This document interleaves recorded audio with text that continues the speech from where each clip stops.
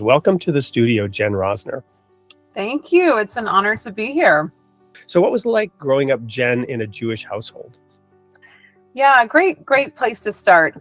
So my parents are both Jewish. All of my grandparents are Jewish. My parents were both raised in the Jewish community in Los Angeles. My dad was raised in the conservative Jewish movement, if that means something to listeners. My mom was raised in the Reform Jewish movement.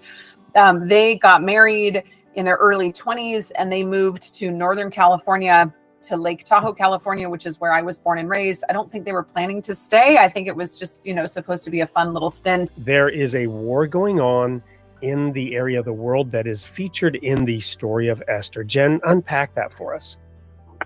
Yeah, so recently the Jewish community worldwide celebrated the holiday of Purim, which is remembering and living out the story that is told in the book of Esther.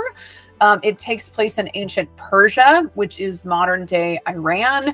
And it tells the story of God's kind of work on behalf of his people, the Jewish people, to save the Jewish people from a tyrant who was very high up in the government named Haman.